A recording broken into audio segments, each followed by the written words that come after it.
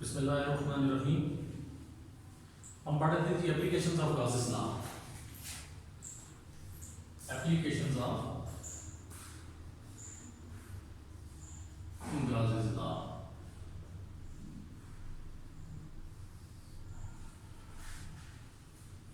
Application of Gauss's law में हमने जो फर्स्ट टाइम एप्लीकेशन पढ़ी वो थी location of charges on the location of excess charge on conductor, location of excess charge on a conductor, या इसके लिए मैंने आपको बताया था intensity of a field inside a hollow charge sphere। Intensity of a field inside hollow charge sphere। hollow charge उसमें मैंने आपको बताया था hollow भी है यानी अंदर से खोखला है, चार्ज भी है यानी इसका मतलब उसके ऊपर चार्ज है। hollow अंदर से खोखला चार्ज भी है, इसका मतलब अंदर तो हो नहीं सकता hollow होने की वजह से चार्ज है, इसका मतलब चार्ज आपका बाहर आ गया। तो उसके लिए अपने टर्म में लगाया as charge inside field 0, q is equal to 0, phi हमने निकाला था q by 0 q over epsilon naught यानी 0 over epsilon naught, phi आपके पास क्या आ गया 0। ठीक है, इसी तरह फिर हमने आखिर में क्या निकालनी थी e डॉट a, तो इधर 0 था तो e डॉट a 0 हुआ, एरिया 0 हो नहीं सकता था, इलेक्ट्रिक इंटेंसिटी आपकी 0 हो गई है, इसका मतलब इंटेंसिटी। अब यहाँ पे एप्लीकेशंस में अब जो नेक्स्ट एप्लीकेशन है हमारे पास वो है intensity of field due electric field intensity due to an infinite sheet of charge. Electric field intensity due to an infinite sheet of charge। electric field intensity due to an infinite sheet of charge। infinite sheet of charge यानी लामहदूद sheet। अब इसमें मैं आपको पहली चीज बता दूं कि हमने गासेस लॉ क्यों इस्तेमाल होता है to find electric intensity. Gauss's law is used to find electric intensity, to find E। उसके लिए to pass an imaginary surface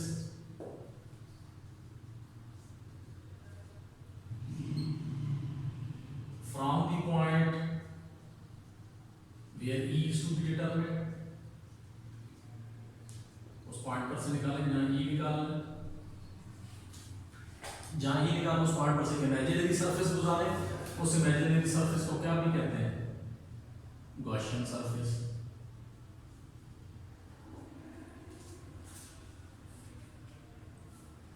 उसके बाद find flux through that surface,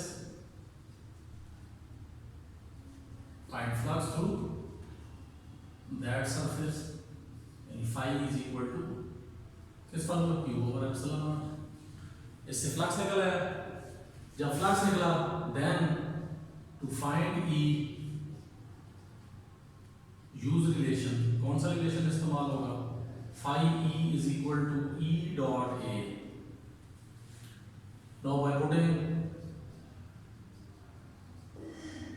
phi E and A, E can be calculated, E can be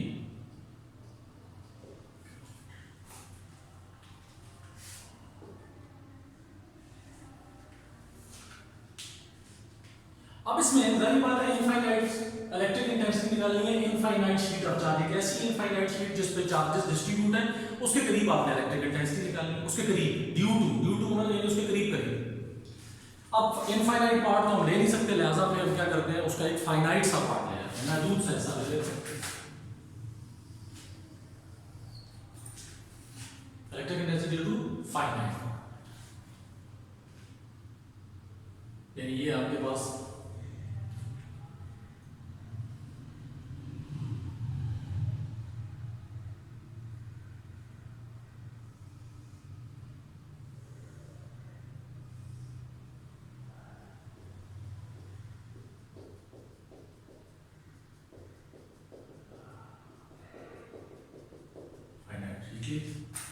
अब आपने electric intensity निकालनी है sheet की वजह से, यानी इसके करीब ये पॉइंट है जिसमें आपने इलेक्ट्रिक इंटेंसिटी, सपोज इधर भी हो सकता है, ठीक हो गया जी। अब हम क्या करेंगे, सबसे पहला काम कि उस पॉइंट, जिस पॉइंट पे इलेक्ट्रिक इंटेंसिटी निकालनी है उस पॉइंट पर से एक इमेजिनरी सरफेस गुजारेंगे। अब देखें यहाँ पे मैंने आपको बताया था इमेजिनरी सरफेस, गॉसियन सरफेस किसी भी शेप की हो सकती है, लेकिन मुद्दा ये है, मकसद ये है कि आप जो इमेजिनरी सरफेस गुजारें, जो इमेजिनरी सरफेस कंसीडर करें, वो उस पॉइंट पर से गुजरे जिस पॉइंट पे इलेक्ट्रिक इंटेंसिटी निकालनी है। अब इसके क्या तरीका कार, अब हमारे पास कोई ऐसी स्केलर शक्ल भी हो तो वो शीट के करीब भी नहीं बनती। अब यहाँ पे हमारे लिए जो सबसे ज्यादा सूटेबल शेप बनेगी, जो कि इस पॉइंट, इस शीट में से भी गुजरे और उस पॉइंट पर से भी गुजरे जिस पॉइंट पर इलेक्ट्रिक इंटेंसिटी निकालनी है, तो उसके लिए आपके पास जो शेप होगी वो सिलेंड्रिकल शेप आ जाएगी आपके पास। यानी सपोज ये सिलेंड्रिकल शेप है, ये सिलेंड्रिकल शेप आ गई आपके पास, इसको हमने यहाँ, ये आपका पॉइंट जिस पे इलेक्ट्रिक इंटेंसिटी निकालनी है वो इस सिलेंडर के एक फेस पे आ गया। यानी सबसे पहला काम जो हमारा वो पूरा हो गया कि जिस पॉइंट पे इलेक्ट्रिक इंटेंसिटी निकालनी है उस पॉइंट पे से हम क्या गुजारते हैं, एक इमेजिनरी सरफेस गुजारते हैं। जिस इमेजिनरी सरफेस को क्या कहते हैं, वो इमेजिनरी सरफेस गुजारते हैं जिस पॉइंट पे हमें इलेक्ट्रिक इंटेंसिटी निकालनी है। और वो जो इमेजिनरी सरफेस, जो गॉसियन सरफेस थी, वो किस फॉर्म में, सिलेंडर की फॉर्म में। वो सिलेंडर आपका बजाय क्या महसूस हो रहा है, फर्जी डायग्राम है, यानी महसूस हो रहा है वो शीट में से गुजर के कहां से गुजर रही है, उस पॉइंट पर से जिस पॉइंट पे इलेक्ट्रिक इंटेंसिटी निकालनी है। और ये वो पॉइंट है जिस पे हम इलेक्ट्रिक इंटेंसिटी देखेंगे इस शीट की वजह से। अब यहां पे हमारे पास तीन हिस्से बने, एक एंड फेज 1, एंड फेज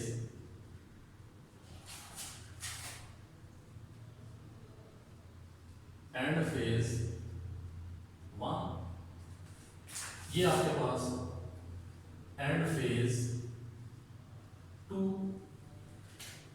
और एक आपके पास कर्व सरफेस।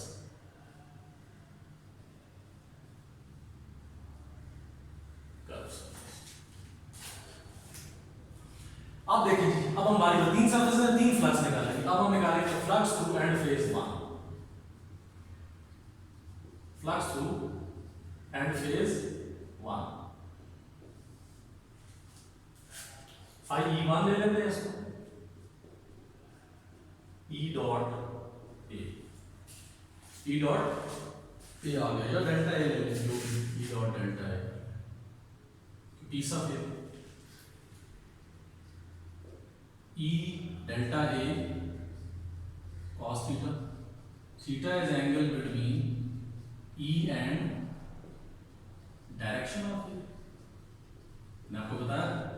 और एरिया का मैंने आपको बताया था डायरेक्शन किस तरह मिलती है, राइट हैंड रूल से। कर्ल ऑफ फिंगर किसको शो करता है, प्लेन को, हम उसकी डायरेक्शन को, ये बोर्ड वाली मिसाल दे रहा हूं, फिर बता दूं बार बार। कर्ल ऑफ फिंगर किसको शो कर रहा है, प्लेन ऑफ फिंगर को, थंब किसको शो कर रहा है, डायरेक्शन को। यानी अगर आप गौर करें तो मैं मिसाल देता हूं आपको।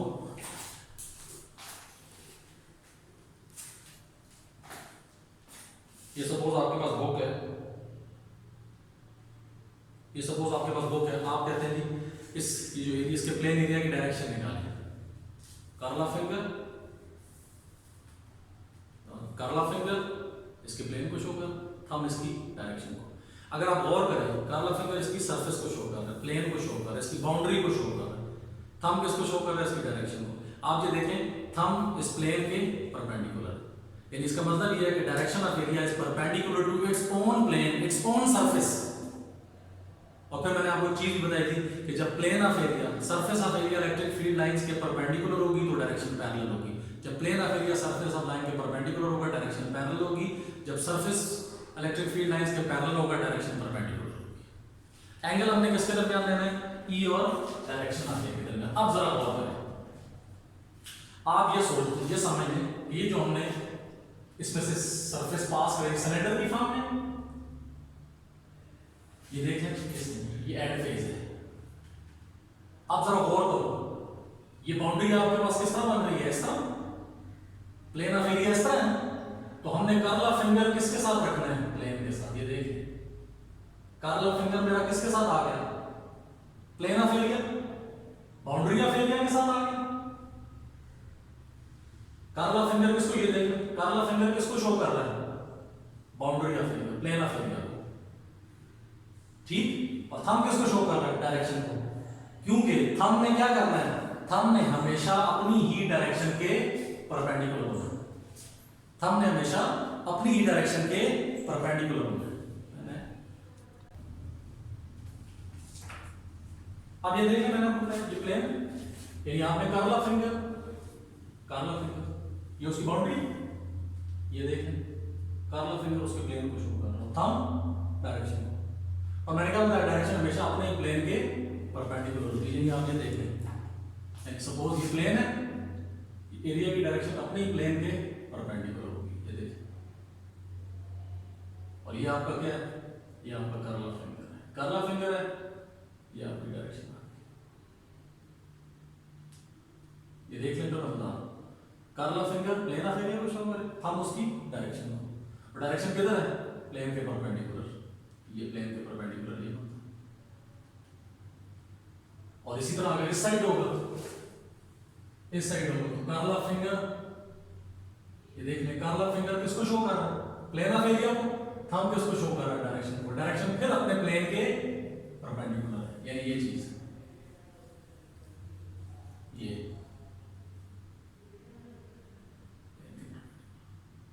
क्लियर है। फिर इसका मतलब है इस एंड फेस पे एरिया की डायरेक्शन क्या होगी, अपने ही प्लेन के परपेंडिकुलर। इस एंड फेस पे एरिया की डायरेक्शन क्या होगी, अपने ही प्लेन के परपेंडिकुलर। अब रहेगा पीछे इलेक्ट्रिक फील्ड लाइंस। और अगर आप कर्व सरफेस को देख लें, कर्व सरफेस आपके पास ये, कर्व सरफेस आपके पास ये, इसका परपेंडिकुलर सरफेस, क्योंकि जरी बात है इसका प्लेन ये है, ये आपके पास सरफेस, इसकी सरफेस का जो परपेंडिकुलर एरिया की डायरेक्शन ये हो जाएगी आपके पास, क्योंकि एरिया की डायरेक्शन अपने प्लेन के परपेंडिकुलर होना है। अब बात रहेगी electric field intensity, electric field lines की। देखिए पॉजिटिव शीट है तो इलेक्ट्रिक फील्ड लाइन हमेशा किधर होते हैं, पॉजिटिव शीट से आगे। अगर नेगेटिव शीट होती तो इन्वर्ट हो जाता। अब नेगेटिव शीट भी ले सकते हैं, तो नेगेटिव भी होगा तो ये आपका किधर हो जाता है, इन्वर्ट हो जाता है।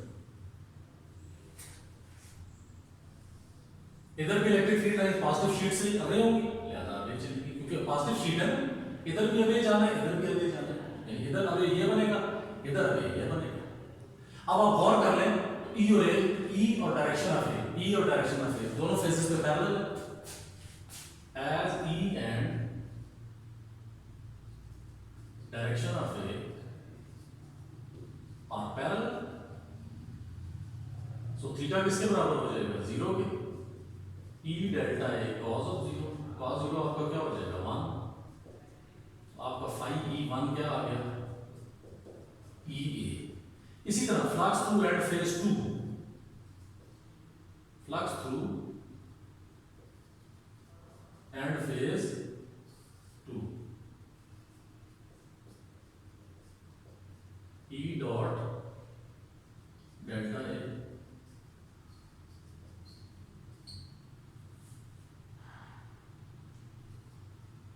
as E and direction of A are parallel, so theta किसके बराबर हो जाएगा, 0 के। E delta A cos of 0, cos 0 क्या हो जाएगा, 1 हो जाएगा। E delta A E delta A I need to include E delta A. This is equation 1. This is equation 2.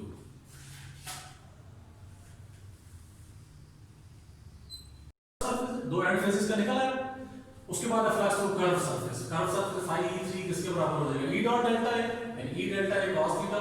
अब इस केस में देखो electric intensity away from sheet है, पहली बात है अवे जा रही है, और डेल्टा ए कर्व सरफेस के परपेंडिकुलर है, देख ले बिल्कुल परपेंडिकुलर बन रहा है। तो इस केस में कर्व सरफेस पे ई और ए के दरमियान कितना एंगल है, 90 डिग्री है, जिसका मतलब E and direction of A are perpendicular, E और जो डायरेक्शन ऑफ ए है वो आपस में परपेंडिकुलर है, थीटा किसके बराबर। अच्छा ये अब निकाला टोटल इलेक्ट्रिक फ्लक्स हमारे पास क्या होगा, phi e equal to phi e1 plus phi e2 plus phi e3। Flux का निकला हुआ जी ea प्लस ea प्लस 0, तो phi ea आपके पास क्या बनेगा 2ea। अच्छा तो टोटल इलेक्ट्रिक फ्लक्स आपके पास क्या आ गया जी 2ea। अब देख लो जाहिर बात है ये अगर आप सरफेस देखें तो इनमें फ्लक्स मैक्सिमम है, क्योंकि cos 0 आपका 1 होता है, 1 मैक्सिमम है। तो जब मैंने आपको बताया था साइन थीटा और cos थीटा जहां आ जाए तो जब उनकी वैल्यू मैक्सिमम हो तो उस वक्त आपके पास जो क्वांटिटी होती है, जो एक्चुअल क्वांटिटी वो भी मैक्सिमम होती है। अगर आप गौर करें तो फ्लक्स मैक्सिमम किस तरह हो रहा है कि number of field lines maximum किसी एरिया से पास हो तो फ्लक्स मैक्सिमम होता है। तो आप ये देखें एंड फेजेस में से मैक्सिमम फील्ड लाइंस आपके पास होंगी, बिल्कुल परपेंडिकुलर पर तो मैक्सिमम फील्ड लाइंस पास होगी। जब प्लेन परपेंडिकुलर और डायरेक्शन पैरेलल होती है, जब प्लेन पैरेलल और डायरेक्शन परपेंडिकुलर होती है। और कर्व सरफेस में से देखें कर्व सरफेस में से कोई फील्ड लाइन नहीं पास हो रही, तो लिहाजा जब फील्ड लाइन किसी एरिया में से कोई पास ना हो तो कर्व सरफेस का फ्लक्स देखने 0 है। इन दोनों का मैक्सिमम है क्योंकि दोनों एंड फेजेस में से फील्ड लाइंस मैक्सिमम पास हो रही है। तो टोटल फ्लक्स आपके पास क्या आ गया 2ea। अब जैसा गाजर दाना मैंने आपको बताया था, सबसे पहले हमने क्या करना है, जिस पॉइंट पे इलेक्ट्रिक इंटेंसिटी निकालनी है उस पॉइंट पर से इमेजिनरी सरफेस गुजारनी है। देखिए हमने इस पॉइंट पे इलेक्ट्रिक इंटेंसिटी निकालनी थी, लिहाजा हमने इस पॉइंट पर से क्या किया, इमेजिनरी सरफेस गुजारी, गुजर गई। फिर अब हमने क्या निकालना है, फ्लक्स निकालना है। अब हमने टोटल फ्लक्स को निकाल लिया, अब आगे हमने गासेस लॉ अप्लाई करना है। According to Gauss's law, according to Gauss's law phi e is equal to q over epsilon naught. This is equation 2. यहां पे एक टर्म इस्तेमाल होगी एज सरफेस चार्ज डेंसिटी। वो क्या होगा ये आपके पास charge per unit area, charge per unit area से जब रहा है, मतलब यूनिट एरिया मैंने आपको उस दिन भी बताया, अगर आपका 100 मीटर स्क्वायर एरिया तो यूनिट एरिया क्या होगा 1 metre square, 500 metre square area unit area क्या होगा 1 metre square, 10 metre square total area unit area क्या होगा 1 मीटर स्क्वायर। तो सरफेस चार्ज डेंसिटी का मतलब क्या है कि हर 1 मीटर स्क्वायर में कितना चार्ज होगा। सपोज मैं आपको मिसाल देता हूं कि आपके पास टोटल चार्ज है 100 कूलम, एरिया आपके पास है 10 मीटर स्क्वायर, तो सरफेस चार्ज डेंसिटी आपने जब निकालनी है तो आप क्या करेंगे 100/10 यानी 10 कूलम पर मीटर स्क्वायर, यानी हर 1 मीटर स्क्वायर में कितना चार्ज होगा 10 कूलम। तो मिसाल दे इसी तरह अगर मिसाल के तौर पे ये हम कहते हैं जी 500 कूलम चार्ज है 10 मीटर स्क्वायर में, तो आप क्या करेंगे 500 तकसीम में 10 यानी आपके पास क्या हो जाएगा 50 कूलम पर मीटर स्क्वायर। यानी इसका मतलब ये कि पर मीटर स्क्वायर आपके पास पर 1 मीटर स्क्वायर जो चार्ज होगा किसी भी बॉडी के ऊपर जो डिस्ट्रीब्यूट है पर 1 मीटर स्क्वायर में, बेशक टोटल एरिया जितना भी है लेकिन उसके हर 1 मीटर स्क्वायर में कितने चार्ज की कितना चार्ज है ये उसकी सरफेस चार्ज डेंसिटी का है। इसको सिग्मा से जाहिर करेंगे q over epsilon naught, q किसके बराबर हो जाएगा आपके पास sigma epsilon naught, sorry q over a, तो q आपके पास किसके बराबर हो जाएगा sigma a। Put q in equation 2, sigma a over epsilon naught, इसको हमने इक्वेशन 2 में पुट कर दिया, q की value sigma a, this is equation 3। Comparing equation 1 and 3, left hand side इसकी भी फाई इसकी भी फाई, तो कंपेयर कर लेते हैं क्या बनेगा आपके पास 2ea sigma a over epsilon not, और 2a से डिवाइड कर देते हैं दोनों साइडों पे, epsilon not 2a,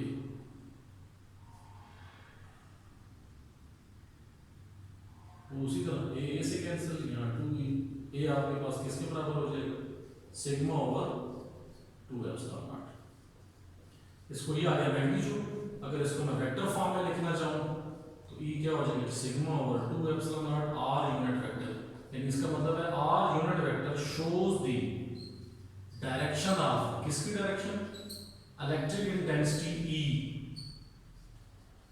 which is away from positive charge sheet. यानी यहाँ पे हमारे पास पॉजिटिव चार्ज शीट थी, इलेक्ट्रिक इंटेंसिटी की डायरेक्शन क्या होगी? इलेक्ट्रिक इंटेंसिटी हमेशा आपको पता है away from positive towards negative होती है। पॉजिटिव से हमेशा पॉजिटिव चार्ज से ये पॉजिटिव साइड से हमेशा अवे जाती है और नेगेटिव की तरफ जाती है। तो इसका मतलब है यहाँ पे आपकी electric intensity r unit vector क्या शो कर रहा है कि आपकी इलेक्ट्रिक इंटेंसिटी की डायरेक्शन जो है वो इस पॉजिटिव चार्ज शीट से अवे है। अगर नेगेटिव चार्ज शीट होती तो इलेक्ट्रिक फील्ड लाइंस की इलेक्ट्रिक इंटेंसिटी की डायरेक्शन टुवर्ड्स शीट होती। तो यही आर यूनिट वेक्टर उसकी डायरेक्शन किधर शो करता है? Towards sheet. लेकिन यहाँ पे पॉजिटिव शीट है, लिहाजा ये जो आपका आर यूनिट वेक्टर है ये शो करेगा कि इलेक्ट्रिक इंटेंसिटी की direction away from positive sheet है। ठीक है जी, तो ये हमारा आज का लेक्चर था। इंशाल्लाह एक थर्ड एप्लीकेशन रहेगी वो नेक्स्ट लेक्चर में करेंगे इंशाल्लाह।